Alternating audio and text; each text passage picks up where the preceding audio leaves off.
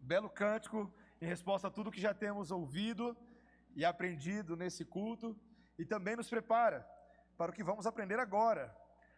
O Espírito Santo já tem falado desde o início da nossa liturgia, mas agora nós nos atemos à palavra do Senhor, e eu peço que você abra comigo em Marcos capítulo 14, Evangelho de Marcos capítulo 14, os versículos 32 a 42. Marcos 14, 32 a 42. Estamos nos aproximando, meus irmãos, no fim dessa série, e também Gênesis está começando a caminhar para o final pela manhã, e as nossas próximas duas séries serão no livro de Êxodo e no livro de Atos. E o que é muito interessante, meus irmãos, é nós percebermos a progressão da teologia bíblica. Deus vai desdobrando seus eventos e nós vamos aprendendo sobre o propósito de Deus na história. E todo mundo que gosta de um bom filme sabe que existem algumas cenas em filmes que elas explicam muito do propósito daquele filme, e hoje certamente nós estamos diante de uma dessas cenas. Então, peço que você ouça com reverência, com atenção e com desejo sincero pelo alimento espiritual a leitura da palavra do Senhor. Então foram a um lugar chamado Getsêmani. Ali chegados, disse Jesus a seus discípulos: assentai-vos aqui, enquanto eu vou orar. E levando consigo a Pedro, Tiago e João, começou a sentir-se tomado de pavor e de angústia. E lhes disse: a minha alma está profundamente triste até a morte. Ficai aqui e vigiai. E adiantando-se um pouco, prostrou-se em terra e orava para que, se possível, lhe fosse poupada aquela hora. E dizia: Abba, Pai, tudo te é possível. Passa de mim este cálice. Contudo, não seja o que eu quero, e sim o que tu queres. Voltando, achou-os dormindo. E disse a Pedro: Simão, tu dormes? Não pudeste vigiar nenhuma hora? Vigiai e orai, para que não entreis em tentação. O espírito, na verdade, está pronto, mas a carne é fraca. Retirando-se de novo, orou, repetindo as mesmas palavras. Voltando, achou-os outra vez dormindo, porque os seus olhos estavam pesados, e não sabiam o que lhe responder. E veio pela terceira vez, e disse-lhes: ainda dormis e repousais? Basta, chegou a hora. O Filho do Homem está sendo entregue nas mãos dos pecadores. Levantai-vos, vamos, eis que o traidor se aproxima. Esta é a palavra do Senhor. Vamos orar, meus irmãos. Deus bendito, nós sabemos que a palavra de Deus tem momentos que ela chama a nossa atenção para coisas que às vezes os nossos olhos naturais não podem enxergar. E para compreender coisas espirituais, precisamos daquele que é espiritual e nos dá a mente de Cristo. Então, Deus, nós rogamos, pelas misericórdias que há no nome de Cristo, fala a nós nesse momento. Usa dos recursos da tua glória, do teu poder e majestade para constranger a nossa alma e compreendermos o teu maravilhoso amor em meio ao sofrimento. E assim amemos cada vez mais o nosso Senhor, como acabamos de cantar, em nome de Jesus. Amém. Meus irmãos, ao longo da nossa vida, existem alguns lugares que podem, vamos colocar assim, deixar uma marca indelével na nossa alma. Não é mesmo? Para pensar. Talvez você tenha aquela casa onde você morou na sua infância. E não precisa ser necessariamente a melhor casa do mundo, mas foi a casa onde você morou. Foi a sua infância. Foram as suas memórias, as suas aventuras, né? Eu estou lendo de novo lá as Crônicas de Nárnia pela enésima vez. E estou lendo o primeiro livro, O Sobrinho e o Mago. E ali ele tem uma cena que são os meninos, o Diggory e a amiguinha dele, eles vão andando ali pelo sótão da casa, e é muito legal. Eu fico lembrando, minha casa não tinha sótão, mas eu me lembro da minha casa. Eu me lembro dos meus labirintos, das minhas cabaninhas, e uma série de memórias da nossa família estão vinculados ao local onde morávamos. Talvez um local para você que seja um local de beleza natural, quem sabe uma cordilheira, uma praia, um parque nacional que evoca em você um sentimento de admiração pela natureza, de assombro. Quem sabe um local de importância histórica que você já visitou, alguém aí já deve ter ido em algum museu, algum monumento, talvez um campo de batalha, e aí você se lembra da história do seu país, da sua cultura, de personagens que você não conheceu pessoalmente, mas conheceu nos livros, de sacrifícios daqueles que vieram antes de nós, e muito do motivo por estarmos aqui hoje à noite pode ser atribuído às obras desses homens e mulheres. Talvez uma cidade para onde você viajou, um país com a qual você tem uma conexão com a cultura, com as pessoas, com a comida. Você sabe bem do que eu estou falando. Existem milhares de razões porque um lugar pode ser importante para a gente. Geralmente é por causa da conexão pessoal que nós temos com aquele local e muitas vezes por causa das experiências emocionais associadas àquele local, a certos eventos que incitaram dentro de nós emoções profundas e tão marcantes que pelo resto da vida você vai pensar naquele lugar, sonhar com aquele lugar, ter pesadelo com aquele lugar. Você entende do que eu estou falando?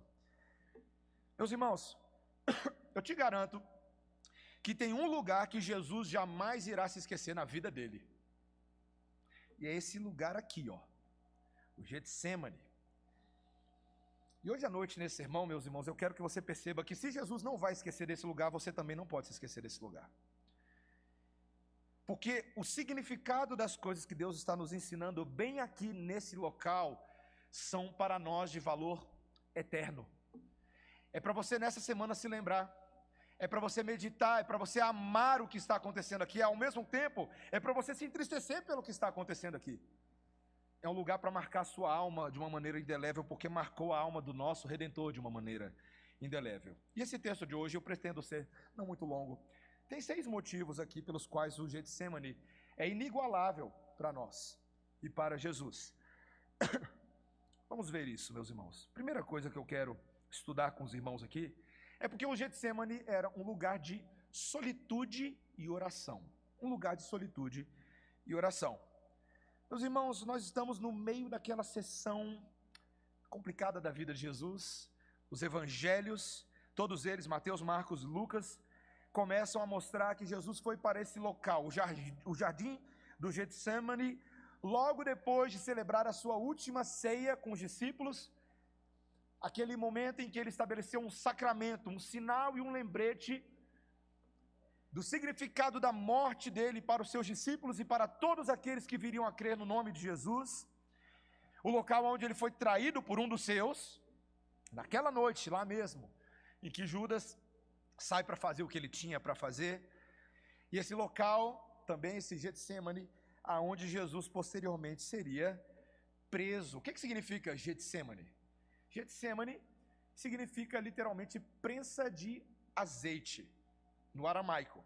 Era uma área de jardim entre os olivais, no Monte das Oliveiras, e era ali onde o azeite era preparado, o azeite que era um elemento da refeição muito comum para os judeus.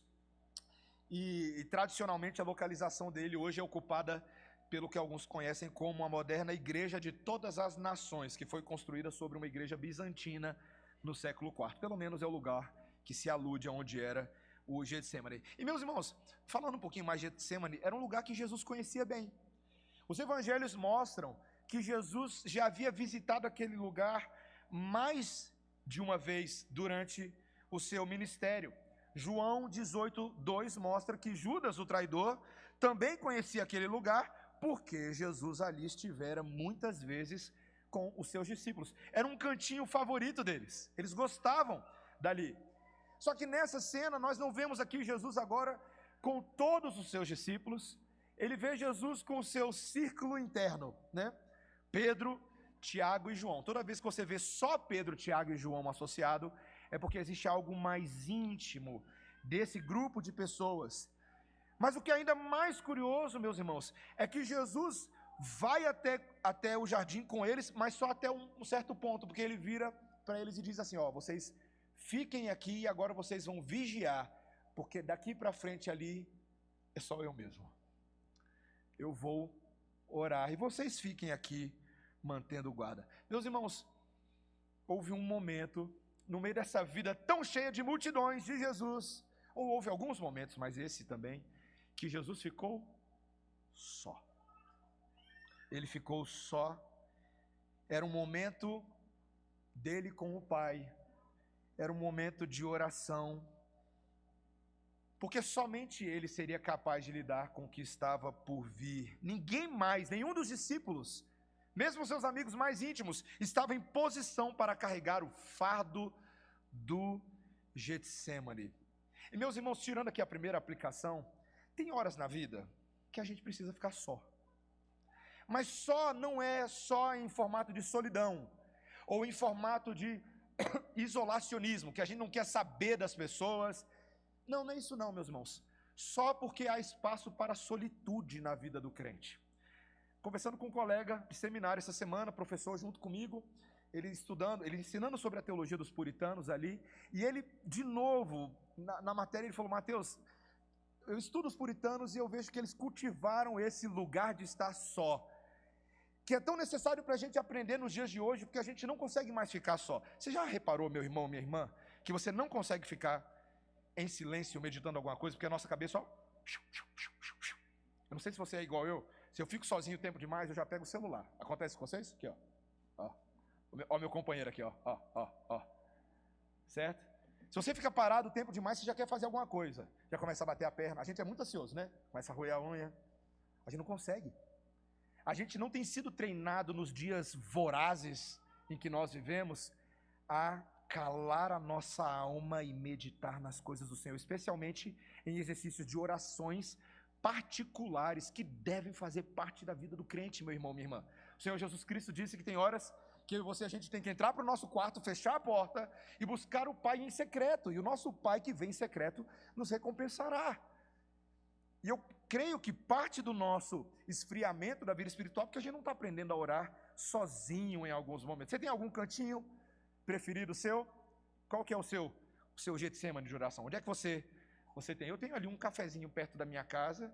De vez em quando eu dou uns aconselhamentos lá com alguns irmãos da igreja, e quando eles vão embora eu fico um pouquinho mais lá, sabe? Eu vou lá para trás dele, fico lá no meu canto, às vezes aqui na minha sala aqui.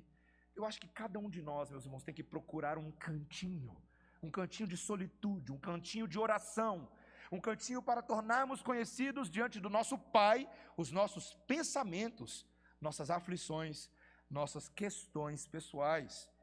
O texto mostra isso, era um hábito bom da vida de Jesus. Mas em segundo lugar, meus irmãos, o Getsemane é inigualável não só como um lugar de oração, mas também porque era um lugar onde Jesus estava disposto a suportar dores e sofrimentos inimagináveis. Veja que o versículo 33 vai dizer para a gente, acompanhe comigo a leitura. Ele diz que, levando consigo a Pedro, Tiago e João, começou a sentir-se tomado de pavor e de angústia. Meus irmãos, ele estava acompanhado dos seus discípulos, seus queridos amigos, que certamente eram para ele motivo de muita alegria, no companheirismo, na amizade que eles tinham, mas de repente, sem muita explicação aos olhos daqueles amigos, Jesus fica tomado de pavor. Veja, meus irmãos, a forma como o grego descreve aqui as palavras, as expressões que são utilizadas, a gente não está falando de um medo qualquer. A gente não está falando daquele medo que pode nos pegar de surpresa no dia a dia, quando uma pessoa vê uma barata, ou quando fica assustado quando uma pessoa aparece do lado dela, ela não viu que a pessoa estava se aproximando. Não é um sustinho. Era um peso de horror profundo na alma de Jesus. Algo que estava atacando seu corpo, suas expressões visíveis, mas pertencia à esfera daquilo que é invisível. O momento em que Jesus começa a antecipar, a mensurar o peso da missão a qual ele veio cumprir. Em outras palavras, o centro da missão a que ele veio cumprir. A ponto, meus irmãos, de dizer que, para os discípulos, versículo 34, que ele disse: a minha alma está profundamente triste até a morte. Ficai aqui e vigiai. Meus irmãos, é interessante perceber essa relação no Filho de Deus entre as suas emoções e as experiências que ele passava. Se você quer aprender sobre emoções, olhe para Jesus. Porque as emoções que ele revela no seu corpo, na sua alma, correspondem às experiências profundas que ele tinha e ele haveria de passar.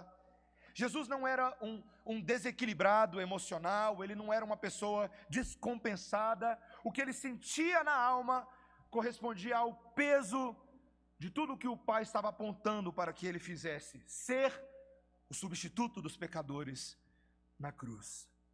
E meus irmãos, eu estava lendo essa semana, até comentei hoje com o Dudu Barnabé, com o nosso irmão Leonardo Santiago, que eu estava lendo o pastor Tim Keller, no livro dele, A Cruz do Rei. Bom livro, tá?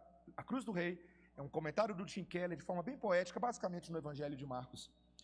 E ele é tão profundo, ele fala algo assim, parecido com isso no livro aqui, parafraseando, ele diz: nas emoções aterrorizantes de Jesus, nós vemos o seu amor. O seu amor por nós. Como isso é possível, meus irmãos? E aí o pastor Tim Keller menciona ali, porque nós vemos aqui a disposição de Jesus de carregar o fardo emocional daquilo que ele faria pelos seus próprios amigos, seus discípulos. E aí o pastor Tim Keller menciona, isso é o oposto do que as pessoas nos nossos dias tendem a fazer. Porque as pessoas nos nossos dias, elas não querem carregar fardos emocionais pesados demais em favor de outras pessoas.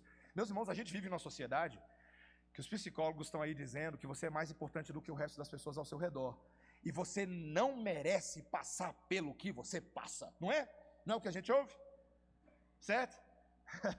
Estava conversando com uma irmã que entrou uma vez no gabinete e ela falou exatamente isso. Mas pastor, isso que você está falando é muito difícil, porque a minha psicóloga, meus irmãos, eu não fico aqui jogando, acabando com o barato gratuito dos psicólogos, não. Eu nunca fui de fazer isso. Mas eu me oponho quando os psicólogos estão tentando proteger as pessoas exatamente do que Deus quer que elas passem. Isso me aflige. Hoje ninguém pode ter problema emocional, ninguém pode ter. Porque você tem que fazer de tudo para se livrar de problemas emocionais, inclusive das pessoas que causam isso, né? Você começa a fazer eu ouvi esses dias, dieta da limpeza emocional da sua vida. Aí você muda a sua alimentação para ter uma emoção melhor, você muda as pessoas da sua vida, né? E aí geralmente é assim, se esse casamento está te fazendo mal, acaba com o casamento, né? Se esse emprego está te fazendo mal, você não merece ficar no lugar que te faz mal. Meus irmãos, vai falar isso para José lá na casa de Potifar, com a mulher de Potifar atacando ele, que foi feito escravo e nem teve oportunidade de fazer vestibular para passar no emprego que ele queria. O emprego que Deus deu para ele, carcereiro na prisão. Vai lá, cuidar dos prisioneiros. Meus irmãos, o problema não são as nossas emoções. Ficar triste tem o seu espaço na vida cristã. Ficar enlutado tem o seu espaço na vida cristã. Ficar aflito tem seu espaço na vida cristã. O que Deus não quer, por exemplo, lá em 2 Coríntios, é um tipo de tristeza que seja tão perpétua que seja uma tristeza para a morte. Ninguém deveria ficar eternamente triste. Mas, meus irmãos, há motivo de se entristecer nesse mundo. Meu desafio para você, dá depois uma lida no livro de Eclesiastes. Aprenda o lugar da tristeza santa, da ira santa, do luto feito na presença de Deus.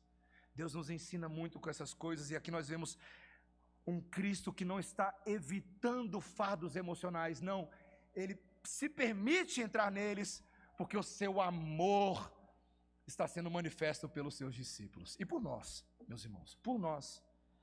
Jesus estava disposto a suportar dores e sofrimentos inimagináveis por amor a nós. Mas em terceiro lugar, o Getsêmani é inigualável, porque ele representa uma obediência inigualável e uma disposição a um sacrifício inigualável. Então, o Getsêmani, em terceiro lugar, ele é inigualável porque ele representa uma obediência inigualável e uma disposição a um sacrifício inigualável.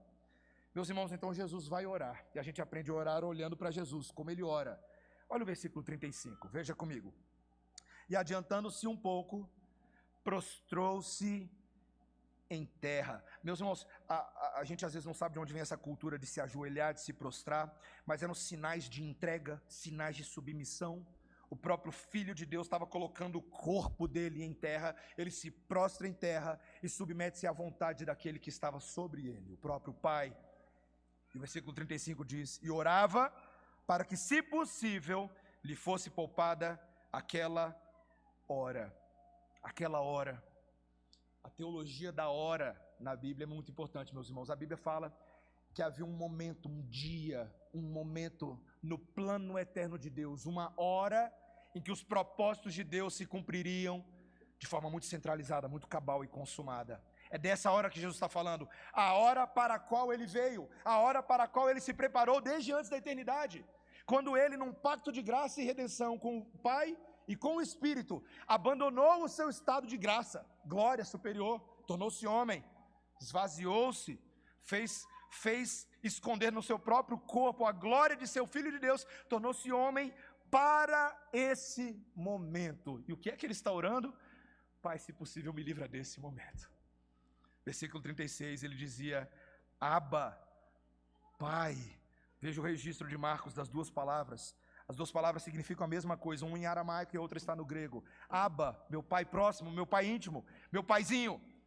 Pai, tudo te é possível, passa de mim este cálice, contudo não seja o que eu quero, e sim o que tu queres. Era a hora do cálice, hora do cálice. Crianças, eu não falei para vocês no início, mas se quiserem desenhar um cálice, desenhem um cálice, tá? Aí no papel de vocês, papai e mamãe podem ajudar. O que é um cálice, pastor Mateus? Parece um copo. Você lembra quando a gente faz a ceia ali? Tem aquele cálice, aquele copo bonito, né? Você pode desenhar um copo desses. Mas o que era o cálice de Deus, meus irmãos? Era um conceito do Antigo Testamento. A gente não sabe exatamente, os comentaristas se dividem quanto à origem precisa do conceito, mas o uso é muito claro. No Antigo Testamento, cálice era como o local onde o propósito de Deus convergia, como se fosse um cálice, um funil, um copo. E neste caso, o cálice era associado ao derramamento do juízo de Deus. Veja, meus irmãos, ali no Antigo Testamento você tem várias nações que estavam em conflito com o povo de Israel. Você tinha os israelitas, os babilônios, os assírios, os egípcios, os ninivitas, tem vários ali. Os babilônios, falei. E você tem ali o tempo inteiro Deus falando, veja, eu vou julgar todas as nações em que há pecado. Eu sou santo e as nações se afastaram de mim. O meu próprio povo se afastou de mim. Então haverá momentos que as nações tomarão do cálice da minha ira, e o meu próprio povo tomará do cálice da minha ira, porque é necessário que Deus, o justo juiz, assim execute. Cálice, então, meus irmãos, tem a ver com derramamento da ira de Deus. Derramamento da ira de Deus. E é aí, meu irmão, minha irmã, que a nossa teologia não cabe muito esse negócio de derramamento da ira, não é verdade? Porque, meus irmãos, não é a imagem de Deus a que nós fomos treinados a ter. Ninguém gosta. Ninguém gosta de falar da ira de Deus. Eu estava conversando com um colega essa semana, e ele falou da dificuldade de pregar sobre a ira de Deus na sua igreja. Porque é um tema impopular. É melhor falar dos temas atraentes, né? De que Deus é amor, de que Deus é bondoso, de que Deus é misericordioso. Agora, falar que Deus é irado, isso afasta os dizimistas da igreja. Isso afasta os contribuintes. Meus irmãos, por que falar da ira de Deus? A gente não gosta de falar da ira de Deus porque a gente não conhece o que a Bíblia fala sobre ira. A nossa interpretação sobre ira, geralmente, é uma reação pecaminosa, desproporcional e injusta. Ah, ele ficou irado, ele bateu tudo, ele quebrou tudo. Mas, meus irmãos, a gente só vai compreender o que é ira se a gente entender que ela é mais um atributo daquele que tem uma composição de atributos que se complementam. Meus irmãos, é necessário que Deus se ire, se Deus é santo. É necessário que Deus se ire, se Ele ama. É necessário que Deus se ire, se Ele seja um Deus verdadeiro. A ira não é somente um atributo, mas ela é necessária se queremos entender quem é o nosso Deus. Por que Deus se irava? Esse é o grande ponto. Porque Deus, sendo santo, não pode aceitar o pecado e a transgressão como coisa normal. Deus, sendo santo, não pode aceitar que seus filhos, que foram criados para a sua glória, Adão, Eva, Caim, Abel e todo mundo que veio depois, não pode aceitar que eles vivam suas vidas de qualquer forma. Se você quer entender sobre ira santa e justa, olha como um pai reage quando o filho a quem ele tanto ama faz uma coisa diferente do que o pai espera. Ou então, e peço licença aqui à minha amadíssima esposa para contar o que eu passei hoje de manhã. Então eu passei uma situação de ira santa hoje de manhã, meus irmãos. Mas não fui eu que fiquei irado, não. Foi minha esposa. Mas é normal, você já passou pelo que eu passei hoje de manhã. Fui sair de casa hoje cedo de manhã. Estávamos indo para a igreja, certo? E eu havia assumido um compromisso com meu irmão, que ia dar uma força aqui na música hoje. A gente teve que fazer uma mudança na escala. Então, na minha cabeça eu vou fazer o que eu faço quando eu vou para a igreja tocar. Eu vou mais cedo, minha esposa vem com o carro com os meninos depois. E eu venho de Uber, alguma coisa assim, venho de carona, chego aqui mais cedinho, ensaio com o pessoal. E dá tudo certo. Isso estava na minha cabeça. Eu acordei, Débora acordou comigo, todos nós acordamos cedo. E a Débora está lá arrumando as coisas dela. E eu estou arrumando as minhas coisas. E quando dá ali 8 horas, eu falo, meu bem, estou indo para a igreja. E ela pegou e falou, como assim? Aí eu falei, como assim, meu amor? Você não está percebendo que eu estou arrumando todas as coisas, os meninos, para a gente sair juntos para a igreja? Aí eu falei, não percebi não. E a indignação dela foi justa, meus irmãos, porque afinal de contas, porque a minha cabeça não estava pensando naquilo, eu fiquei fazendo só as minhas coisas, né? Arrumando minhas coisas, e ela estava lá se virando com os meninos, trocando fralda, fazendo todas as coisas. E ela falou, meu bem, eu falei, meu bem, me perdoe. Meus irmãos, às vezes a gente não entende a ira de Deus, porque a gente ignora o que Deus está pensando. A gente está pensando só no que a gente está pensando. Eu não quero um Deus irado para a minha vida, mas espera aí, esse não é o Deus da palavra. O Deus da palavra tem expectativas para conosco, expectativas de santidade, expectativas de adoração, expectativas de relacionamento, e quando eu vivo pensando só no que eu quero fazer, meus irmãos, o meu Deus haverá de se irar comigo justamente porque Ele me ama.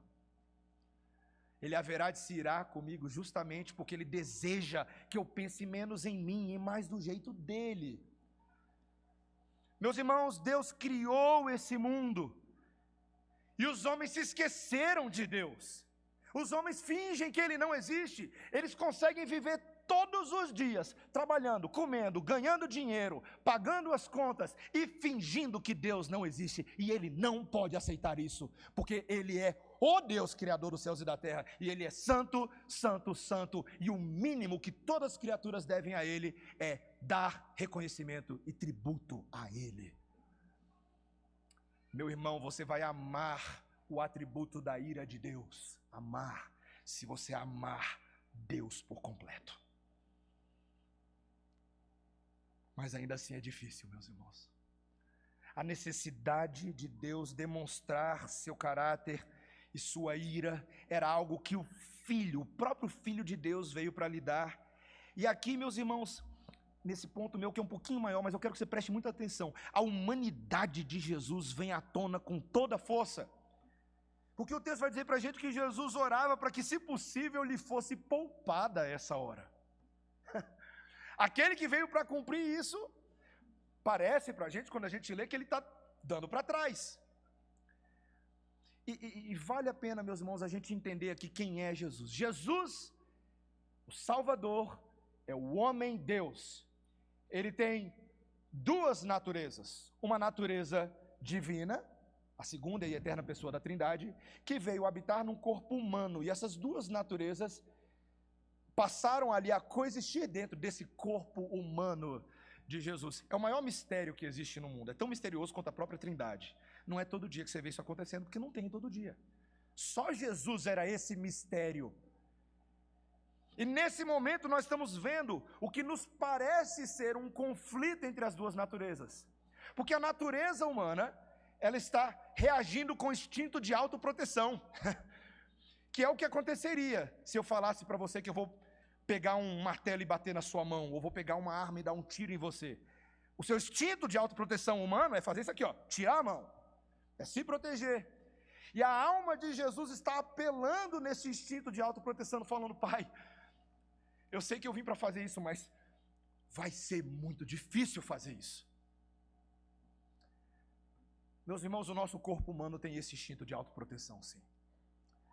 Mas o que é fantástico, meus irmãos, que é o que vai prevalecer em Jesus, não é instinto de autoproteção, mas é uma obediência que nos toca a alma profundamente, meus irmãos. Ele diz, veja, olha o 36 talvez seja um versículo tão profundo, e dizia: Abba, Pai, tudo te é possível. Ele sabia, o filho sabia que tudo era possível ao Pai. Mesmo talvez pensar numa outra forma de redenção, não havia impossíveis para Deus, mas ele, o Filho de Deus, sendo o próprio Deus, ele diz: contudo, não seja o que eu quero, e sim o que tu queres. Essa aparente vontade dividida das duas naturezas de Jesus é resolvida quando ele submete a sua vida à vontade do Pai, à vontade de Deus. Meus irmãos, era necessário que o autor da nossa salvação tomasse do cálice da ira de Deus. Por que Jesus precisava? Meus irmãos, veja, a gente fala isso quase todo domingo, mas você precisa entender mais uma vez. Os homens, nós éramos pecadores, e seríamos tidos eternamente como pecadores, a não ser que alguém pagasse o débito dos homens. Algum representante humano diante de Deus precisaria ser capaz de falar: eu dou conta de receber o dano, a condenação que todo mundo merece. Mas, meus irmãos, que ser humano no mundo poderia beber de todo o cálice da ira de Deus? Existe alguém? Alguém que sozinho, aqui hoje à noite, falasse: eu resolvo todo o problema de todos os pecadores, de todos os eleitos de Deus, em todos os lugares, em todos os tempos. Ninguém poderia fazer isso. Apenas alguém que tivesse em si não apenas humanidade para representar os homens, mas divindade para absorver com poder o peso dessa condenação. Era necessário, meus irmãos, que o nosso Salvador fosse 100% homem, sofrendo como homem, e ao mesmo tempo tivesse poder em si, justiça, glória, para ser o representante fiel. Então o livro de Hebreus nos lembra, no capítulo 5, versículos 7 a 9, que o autor da nossa salvação, Jesus Cristo, se encarnou, mas era necessário que ele aprendesse obediência por meio das coisas que sofreu. A coragem de Jesus, meus irmãos, nesse momento, ela veio do próprio Deus, do próprio Espírito Santo de Deus, como fica claro nos outros evangelhos. Ele foi amparado na sua fé, na sua disposição de espírito, quando a carne de Jesus estava completamente fraca. É essa pergunta que eu estou tentando ajudar você a responder hoje à noite. Meus irmãos, como ser fiel quando a nossa carne é completamente fraca? Quando eu li, ainda no seminário, o livro dos Mártires, é um famoso livro da história da igreja. Meus irmãos, no primeiro momento, quando a gente começa a ler aqueles livros, a gente fala assim: cara, não dá. Eu nunca vou ser um Policarpo de Esmirna. Eu nunca vou ser um desses mártires famosos que foi para a fogueira e falou: manda mais fogo. Mas quando você começa a ler a história dos caras e a história dessas mulheres que foram queimados, que foram decapitados, que foram torturados, meus irmãos, eles eram mais normais do que a gente. Eram pessoas absolutamente normais. Então a pergunta é: de onde veio a força, o poder e a capacitação para pessoas normais fazerem coisas impressionantes em nome de Deus? Vem de Deus, que é impressionante, não dos seres humanos que são normais. O próprio Policarpo de Esmirna, meus irmãos, bispo de Esmirna, foi colocado diante de um magistrado, e o magistrado disse a ele: veja, eu já te dei muitas chances, você já está tendo mais do que uma segunda chance para voltar atrás com as coisas que você falou. E a resposta que foi dada por Policarpo foi registrada pelas testemunhas que estavam ali perto, e registraram, mais de uma testemunha, é que Policarpo disse: veja bem, você acha que esse fogo pode causar qualquer coisa a mim? Você não está pronto para o fogo da condenação de Deus que você vai ter que lidar. por se levantar contra Deus, não contra Policarpo. E aí Policarpo termina aquele momento e fala assim: já deu, faça o que você tem que fazer, eu estou pronto. Meus irmãos, o Espírito Santo de Deus no crente lhe enche com intrepidez que ele não tem, lhe enche com ousadia que ele não tem, lhe enche com poder que ele não tem, mas Deus tem. Deus tem. Todos aqueles apóstolos que foram em nome de Cristo, pregando o evangelho em Judeia, Samaria, os confins da terra, no livro de Atos, eles não valiam nada, meus irmãos. Era Pedro, Tiago e João, não valiam nada. Mas o Espírito de Cristo com eles lhes capacitou nos momentos mais difíceis. E só um detalhe, talvez você não saiba, a maioria dos apóstolos, esse é o registro histórico, a maioria deles sofreu algum tipo de morte agonizante. Alguns foram crucificados de cabeça para baixo, outros foram decapitados, alguns foram crucificados de cabeça para baixo e decapitados. Mas todos esses, como Abraão, buscavam uma cidade que não é feita por mãos humanas. E foi o próprio arquiteto daquela cidade que os fortaleceu para cumprir a sua missão. Meus irmãos, fé, quando a gente está dividido, fé é falar: Senhor, eu pego as minhas inclinações naturais e eu submeto ao Senhor. O Espírito Santo nos ensina a orar assim, meus irmãos. A oração de Jesus é a oração do crente. Pai nosso que está no céu, santificado seja o teu nome. Olha, o teu nome. Venha a nós o teu reino, seja feita a tua vontade. É ensinar o meu corpo, minha mente, meu coração, minhas emoções a não fazerem o que nós instintivamente queremos fazer, mas submeter à vontade daquele que faz tudo de forma boa, agradável e perfeita. Coisas que valem a pena têm custo alto, meus irmãos.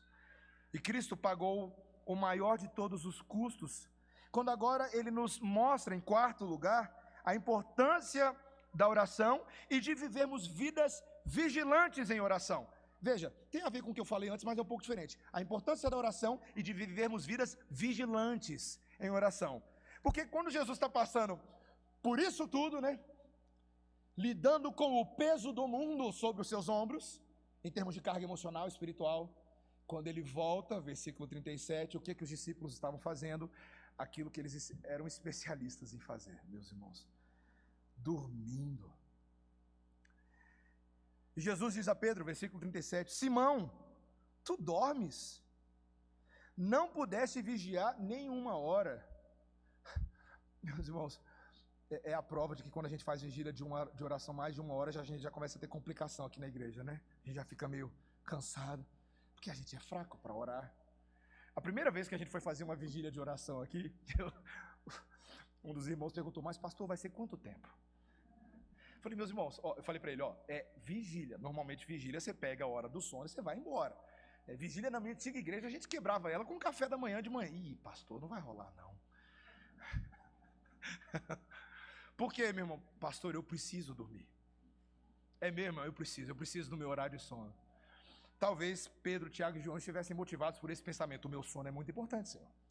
Eu preciso dormir. E o texto vai descrever que os olhos deles estavam pesados. E eu me compadeço desses discípulos, meus irmãos, de verdade. Eu sei porque eu já estive nesse lugar. Você já esteve. Talvez você já esteve nesse lugar ouvindo o sermão do pastor Mateus da Igreja Redenção. Né? Pecador. Quem nunca, meus irmãos? Quem nunca? Não é? O pastor está pregando, está empolgado lá na frente, preparou o sermão lá na frente, você está assim, ó.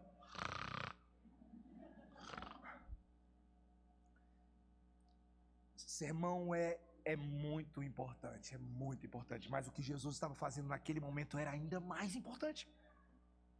Os próprios discípulos e irmãos do Messias estavam dormindo, e Jesus começa a mostrar para eles que na verdade a causa do sono não era meramente cansaço físico, porque no versículo 38 ele diz: vigiai e orai para que não entreis em tentação.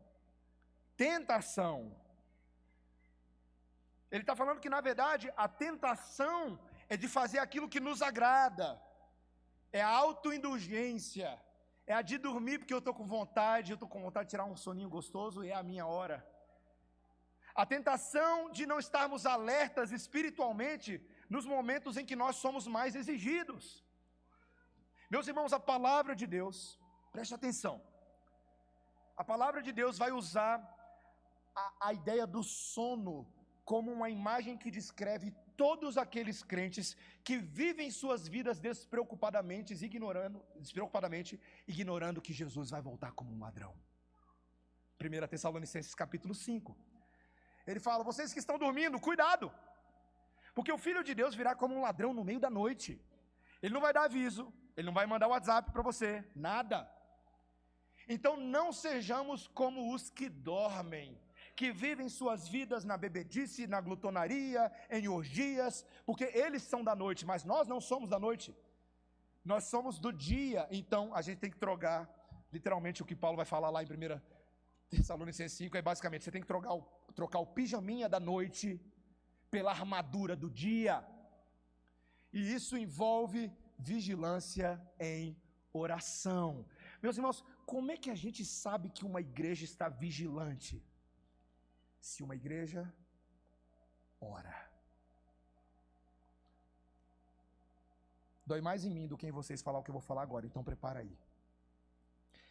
Igreja que tem título de reformada não basta. Igreja que agrada a Deus, ora. Paremos de desculpas esfarrapadas para não orarmos. Ah, pastor, mas eu oro em casa. Não é disso que eu estou falando. Ah, pastor, mas eu tenho minha rotina de oração. Não é disso. É orar como igreja vigilante. Meus irmãos, nós temos uma reunião de oração hoje que, se vierem 10 pessoas, é muito. Nossa igreja tem quase 1000 membros. São quase 800 na sede, quase 200 na congregação. Aonde você está, crente? Que eu não estou te vendo na reunião de oração. Eu tive que fazer a sua autocrítica comigo, e com o conselho, e com os diáconos da igreja. Há um tempo atrás a gente foi conversar e eu falei: meus irmãos, a igreja não vai estar em oração se nós não formos os primeiros a estar lá. Oração não é opção na vida do crente, meus irmãos. A gente ora para não cair em tentação. A gente ora para não ter a impressão de que somos fortes quando estamos sendo fracos. A gente ora para não ser seduzido pelos ardis de Satanás nesse mundo de seduções.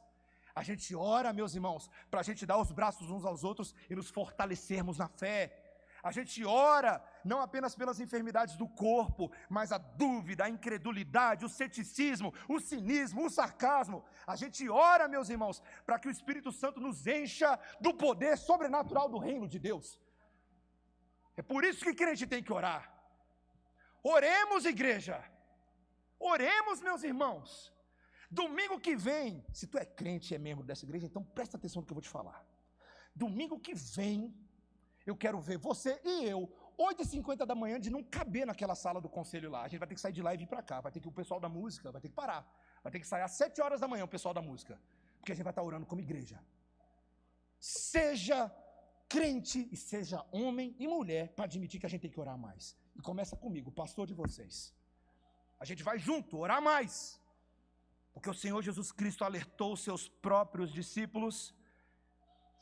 E Ele não alertou por força meramente, meus irmãos, da lei e do compromisso. Ele alerta, em último lugar, eu falei 6 pontos, mas são 5 pontos, me perdoem, tá?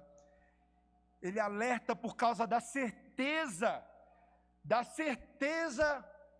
esperança e da redenção futura. Os alertas de Jesus para o seu povo no Getsêmani são por causa da certeza, da esperança e da redenção futura. Versículo 41, acompanhe comigo a leitura. E veio pela 3ª vez e disse-lhes: ainda dormis e repousais? Basta, chegou a hora. O Filho do Homem está sendo entregue nas mãos dos pecadores. Levantai-vos, vamos, eis que o traidor se aproxima. Meus irmãos, os discípulos estavam naquele 3º ciclo de sonolência, cansados. E Jesus dá um basta. Só que o basta de Jesus, eu quero que você perceba teologicamente o que está acontecendo nessa passagem fantástica. O basta de Jesus não é só uma palavra de comando. O basta de Jesus É porque ele optou por caminhar no caminho da obediência e não do cálice passado. Você percebeu que o cálice não foi passado? Poderia ter sido assim, ó, basta, resolvi o problema, vocês não precisam mais orar. O pai ouviu a oração e o cálice agora é de outro. Eu não tenho mais que beber esse cálice. Então vamos voltar para fazer o que a gente queria fazer mesmo. Meus irmãos, não foi isso. Jesus fala, basta, chegou a hora, o Filho do Homem está sendo entregue nas mãos dos pecadores. Eu, Cristo, vou resolver a sonolência de vocês com a minha obediência, com a minha disposição, com o meu compromisso de cumprir aquilo para o qual eu vim. Eu, o Filho de Deus, não o sono de vocês, mas a minha obediência motivará vocês a fazer aquilo que está proposto diante de nós. Ele toma sobre si o cálice da ira de Deus, que ele de fato iria tomar na cruz, mas ele toma o compromisso e ele anuncia, tudo que o Pai predestinou está sendo cumprido, a hora chegou, o Filho vai ser colocado na mão dos pecadores, levantem-se, vamos, porque o próprio traidor Judas já está chegando. Jesus, ali ó, profeticamente, a gente não tem todos os detalhes no Evangelho, a gente não sabe se Jesus viu Judas de fato chegando, ou se Jesus sabia que o traidor se aproximaria. Não importa tanto para a gente, meus irmãos. A verdade é que Jesus tinha certeza do que iria acontecer. Meus irmãos, aqui caminhando para o final, eu quero que você preste bastante atenção nisso. Muitas vezes o sono desses discípulos era um sono de quem estava assim meio sem saber. A gente fica sonolento porque a gente vai seguindo a nossa vida, sem saber o que de fato fomos feitos para fazer aqui na terra. Aí vem então Jesus, o Filho de Deus, o profeta da Trindade, e nos diz, com toda certeza e asseveração, que tudo que Deus programou para acontecer estava acontecendo, vai acontecer, e nisso nós colocamos a nossa esperança. Meus irmãos, os planos de Deus não falham. Alguém poderia pensar que Jesus nas mãos dos pecadores, deu errado o plano, né? Como assim? O Filho de Deus vai ser colocado nas mãos dos pecadores? Eles podem fazer o que eles quiserem. Talvez os demônios, um pouco esquecidos, poderiam pensar, chegou a nossa hora.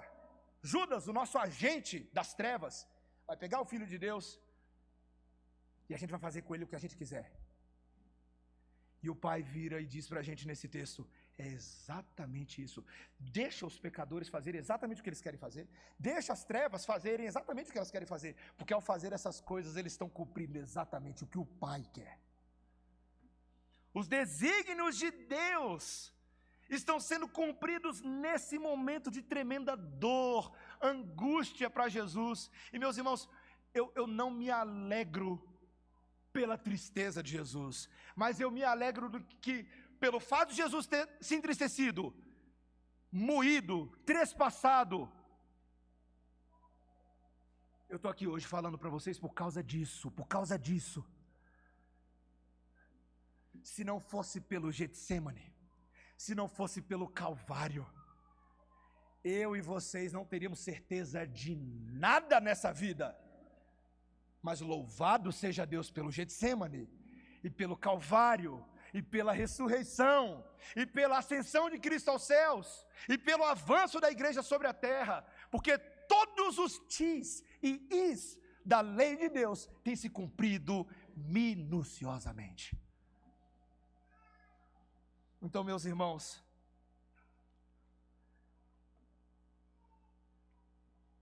alguns anos atrás eu ouvi aquela canção do Leonardo Gonçalves, chamado Getsemane. Não é porque o Leonardo Gonçalves estava melhorzinho. Aquela canção me tocou muito. Ela ficou muito popularizada, porque na época os filmes sobre Jesus popularizaram bastante, né?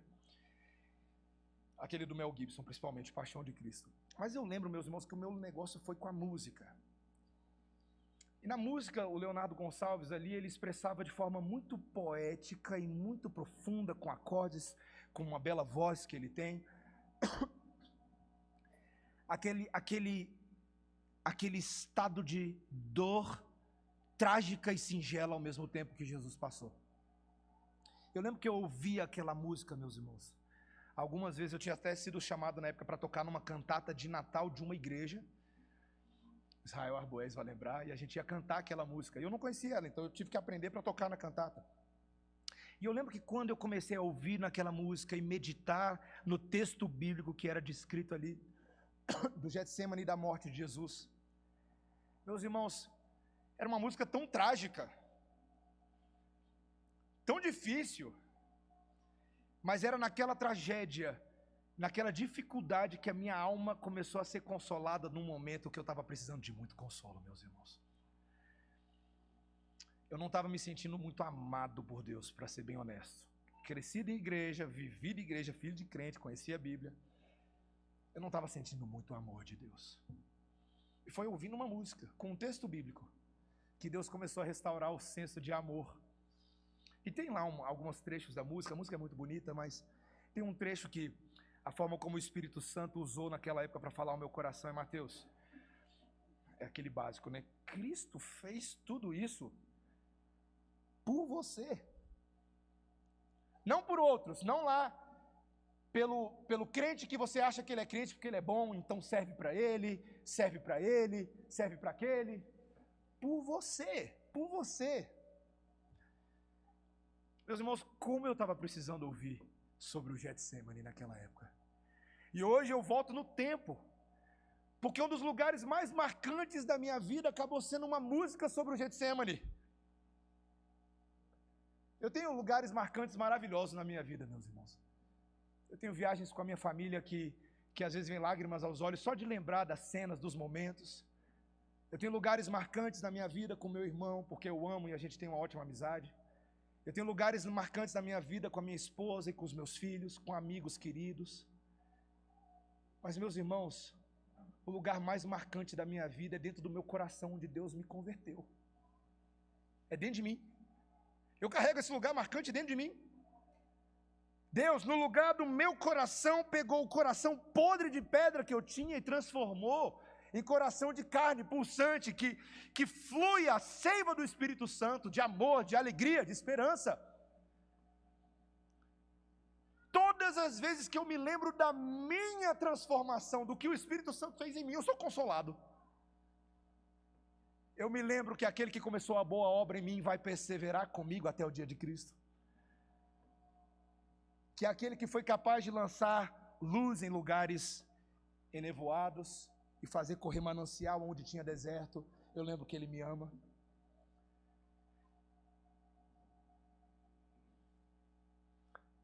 A cruz, meus irmãos, me lembra da coroa. E me lembra, e eu fecho com isso, de uma frase que eu li alguns anos atrás, de um pastor escocês batista, chamado Alexander MacLaren. Foi pastor no século XIX. E eu li essa frase dele sem querer num livro sobre insights sobre pregação nos Estados Unidos. E eu marquei essa frase, porque ele dizia o seguinte: a maior alegria para o cristão quase sempre vem através do sofrimento. Porque nenhuma flor pode de fato desabrochar no paraíso se não for transplantada do Getsemane. Ninguém pode provar de fato do fruto da árvore da vida se não provou os frutos da árvore do Calvário. A coroa só pode vir depois da cruz. Meus irmãos, a cruz dói muito. Mas sabe de uma coisa, meus irmãos? A cruz passa. A cruz passa para o crente. Ela é por um momento, por um instante. Cristo morreu naquela cruz, foi por um instante. Eu e você somos chamados a carregar a nossa cruz hoje, mas é por um instante. Porque o que é permanente não é cruz, o que é permanente é coroa, o que é permanente é herança, o que é permanente é alegria, o que é permanente são as suas lágrimas que serão enxugadas pelo próprio Filho de Deus. O que é permanente é novos céus, nova terra, o que é permanente é sermos novas criaturas. O que é permanente é termos um novo coração. O que é permanente é sermos parte de um novo povo. O que é permanente, meus irmãos, é vivermos eternamente com aquele que é permanente. cruz tem a sua função, não corra dela. É lá na cruz, como fala aquele hino, né? Foi na cruz, né? Onde um dia eu vi o quê? Pecado. Lá na cruz eu resolvo o meu pecado. Eu olho para o Getsemane e eu falo do meu pecado. Senhor, foi o meu pecado que causou esse pavor, essa angústia no Senhor. Então eu vou até o Getsemane, eu vou até a cruz com o meu pecado e falo: Senhor, esse é o meu pecado. Eu não tenho amado o Senhor sobre todas as coisas. Eu não tenho amado os meus irmãos. Eu digo que eu amo a Deus a quem não vejo e odeio meus irmãos a quem eu vejo. Eu vou com o meu pecado quando eu digo: eu estou tomando o teu nome em vão, Senhor. Eu vou com o meu pecado quando eu não guardo o dia do Senhor como Ele espera de mim. Eu vou com o meu pecado quando eu não honro os meus pais nem as autoridades. Eu vou com o meu pecado quando no meu coração eu mato pessoas, ou eu sou infiel, ou eu roubo de outros aquilo que lhes é digno, ou a minha língua fala coisas profanas. Eu vou com o meu pecado até Jesus, mas eu saio da cruz com a justiça do Filho de Deus. Eu chego com o meu pecado e eu saio de lá mais semelhante àquele que passou pelo Getsemane. Então não corra, meu irmão, da cruz, não corra do Getsemane. Ame o fato de que a ira de Deus foi derramada sobre o Filho de Deus, não sobre você. E ame o fato de que nós só estamos aqui hoje à noite, igreja, porque todas essas coisas cumpriram o alvo do amor de Deus. Agora nos é reservada a coroa, a glória e a própria majestade do Filho de Deus. Amém? Vamos orar, meus irmãos. Senhor, nós olhamos para o cálice e agradecemos porque o cálice não foi removido de Jesus. Porque o Filho de Deus foi intencionalmente para o lugar ao qual nós pertencemos. E foi lá que o Senhor exigiu julgamento sobre Cristo, quando Ele estava totalmente sozinho, em nome dos seus discípulos. Os próprios discípulos que ainda em parte estavam sem noção, mas já estavam sendo amados por Deus. A obra expiatória, Senhor, daquele fim de semana, daquela sexta, daquele sábado, daquele domingo, foi o local onde a ira de Deus sobre todos os pecados do seu povo recaiu sobre o seu único filho. E lá, Senhor, o nosso pecado foi perdoado. Aleluia, Senhor. A culpa foi removida, glórias ao nome do Senhor. O céu foi garantido, Senhor. A alegria foi restaurada. E a paz foi conquistada para os pecadores que confiam em Cristo. Nós te exaltamos, ó Cordeiro Santo de Deus, que tira o pecado do mundo. E te agradecemos, porque a tua imensa dor representou para nós imensa alegria. Em nome de Jesus. Amém.